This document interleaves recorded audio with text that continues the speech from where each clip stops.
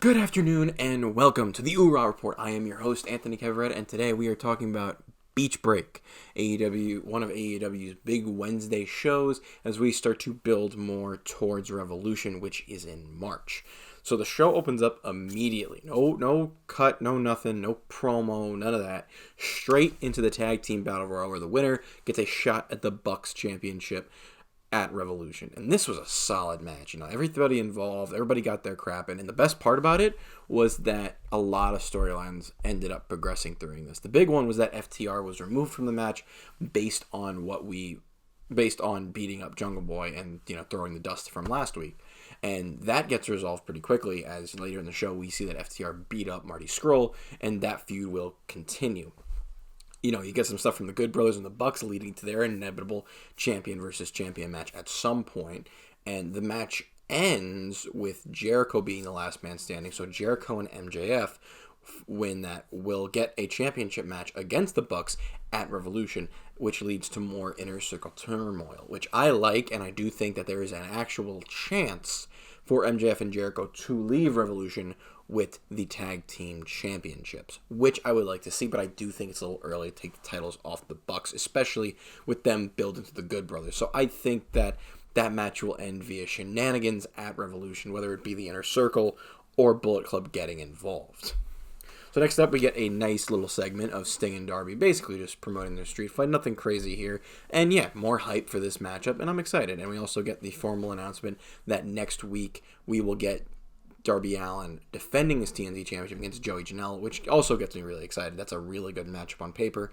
And I think Janela is criminally underrated in AEW at this moment. And I think a match with Darby will be really good and should be exciting to watch. So after that, we get the much anticipated match between Britt Baker and Thunder Rosa. And yeah, this is great. Everything you kind of expected, but that this match is one of a series for these two, as most of it is just Rebel's stick throughout the match, trying to hype up Britt and getting interfered in the match. And I could see this match going forward as something that really could use the AEW Women's Championship down the road, and I'm really excited. And with the announcement that comes after this match, I get it. The match ends, though, with Britt Baker winning via shenanigans against Thunder Rosa. So, yeah, they're kind of building the seeds for this to keep going, which I enjoy. But this was a really good starting match for these two. Right after that, we get the full announcement of all the ladies in the women's number one contendership tournament. And they do announce the U.S. title of the bracket and the Japanese part of the bracket do not overlap until the final. So yeah, they will be filming probably all the Japanese matches, which you get a lot of big names. I'm not even going to try to say them. Go look for it on AEW social media. And all the big hitters in the American side, which Thunder Rosa and Britt Baker are a part of. So yeah, they'll probably clash during this tournament. And yeah, the winner does get a title shot. And once again, I've said it every week now here on the Dynamite Report that I'm really excited for this tournament. It's a really good way to build up the women's division, which is greatly needed at this point. But yeah, that's great, and I'm really excited to see when this starts up. So after that, we get the wedding. Actually, I'm skipping entirely, yeah. But we get the wedding of Kip Sabian and Penelope Ford. And this is a classic wrestling wedding. There are a bunch of nice names, like little things and all that. Pretty much goes almost without a hitch. Like, the actual ceremony itself goes out without a hitch. And you can just see Miro, looking around, where's Cassidy? Where's Cassidy? Where's Cassidy? And if you see the set, you immediately know where it's coming from, which I think is actually really clever, only because, when you think of Miro, also known as Rusev, his history with weddings, where Orange is coming from. It's going to be great. But, yeah, there's, this Orange Cassidy-sized box in the corner. Miro throws it up, and he's like, who's this gift from? And Chuck Taylor's just like, yeah, it's from me. And it's funny, because, then immediately, he goes to clean up. He's like, go clean up the box that I destroyed outside the ring. And, you could just see him in the corner, locking up Miro's leg to the bottom rope. And you're like, oh, this is how this is going to go. So, yeah, chaos ensues. Orange pops out of the cake. There's cake thrown over. It's a classic wrestling wedding, and I loved it. I loved every second of it. I think it was really fun to watch.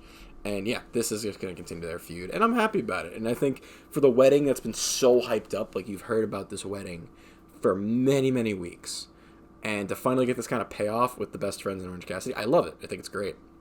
And I can't wait to actually see where the storyline progresses from here. Because Miro's going to get his hands on Cassidy at some point and probably murder the guy. But we'll see. I think it should be a good match either way. So yeah, after that we get a announcement for the Shaq Cody tag match. At least there's an end date, and it's March 3rd for this feud, because I'm really tired of this. Like, they can't even get Shaq to do, like, a proper promo. Like, it's always something from inside the NBA that he does, and he's always, like, you could see that he's faking it. Like, he doesn't really care, and he just wants to do it.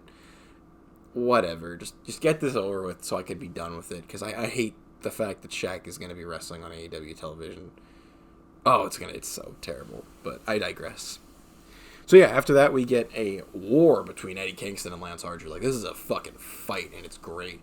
The match ends with Archer basically murdering Eddie Kingston in the middle of the ring after, like, all these other guys from the outside get involved. It's an all-out brawl, and it's great. And Archer, that's not the last time you'll see Archer tonight, but yeah, the Murder Hawk Lance Archer lives up to his name. They announced next week that we're getting Darby and Janela. Again, this was the formal announcement, and Janela shoots a little bit of a promo. And yeah, it's hyped for this match. And then you get a lot of time for the main event. We get a nice chunk for this main event, which is needed for because there's a lot of shit that happens here. And it's Kenny Omega and the Good Brothers taking on Pac, Jon Moxley, and Rey Fenix. Ooh boy, this is a good main event. Really good main event. It excites you. It's so fast-paced. It's so good.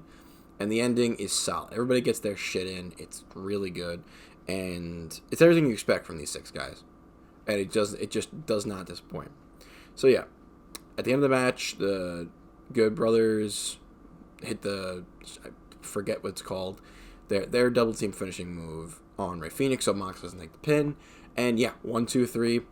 They go on top. Moxley comes in. Moxley gets beat up. Surprisingly enough, Lance Archer comes out and beats up the Good Brothers. So yeah, that's an interesting feud. I think we're going to get to see a little bit more of probably Luke Gallows taking on Lance Archer once they're done with Private Party on Impact, as they're the number one contenders for the tag titles there. But yeah, after that we get Moxley like slowly getting up. He's slowly about to beat up. Like, he's so mad. He's so furious with rage. And then a masked figure comes in and beats him up.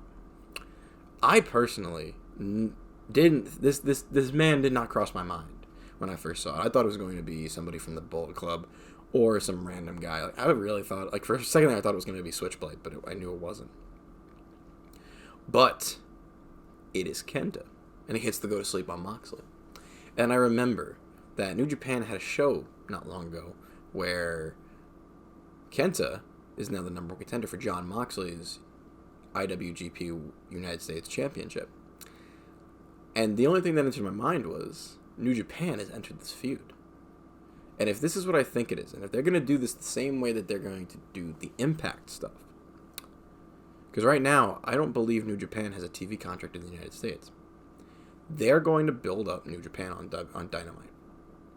You have Kenta. You are going to probably show the U.S. title match at Revolution.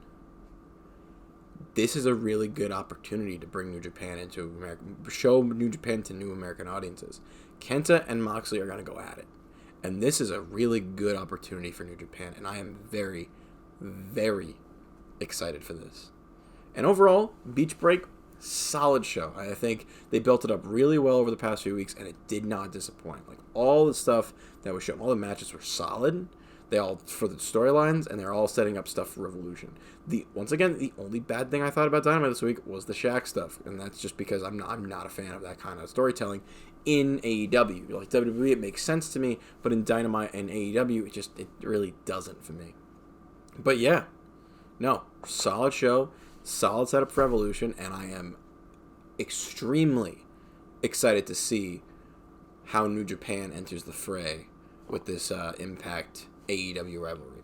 So let me know what you guys think. Did you enjoy Beach Break? Did you think it could have been a lot better? Do you think it was a lot worse? Like, what are your options there? Leave a comment down below. Hit the like and subscribe button. They do go a long bit, and I will see you next time here on the OOH-RAH Report.